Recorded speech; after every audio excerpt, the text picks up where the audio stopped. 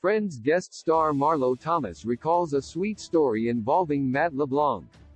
Thomas appeared in 3 episodes of the seminal sitcom, playing the mother of Rachel. In her role as Sandra Green, Thomas mostly shared scenes with Jennifer Aniston that explored their loving but sometimes contentious mother-daughter relationship.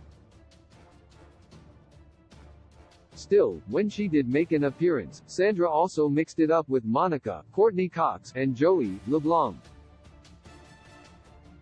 In fact, in the Friends Season 2 installment The One with the Two Parties, Joey memorably plants a kiss on Sandra, which leaves her stunned but very appreciative. In comments to Variety, Thomas discusses her time as Sandra.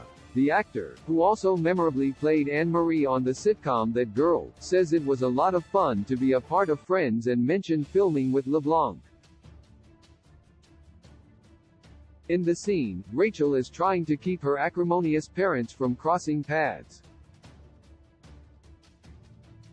In a last-minute attempt to avoid their collision, Joey kisses Sandra to distract her. In the quote, included below, Thomas recalls how LeBlanc tried to make her comfortable with the big scene, how the Friends cast shared the spotlight with guest stars as it became one of the hottest comedies on television. Friends attracted a number of huge names. Some were a part of episode-long arcs. Others portrayed themes, appearing only briefly.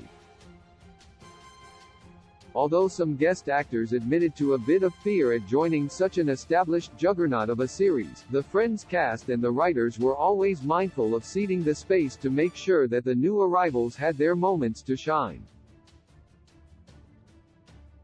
Because of that, several guest stars make up some of Friends' most memorable sequences. This wasn't just true of the celebrities that popped up.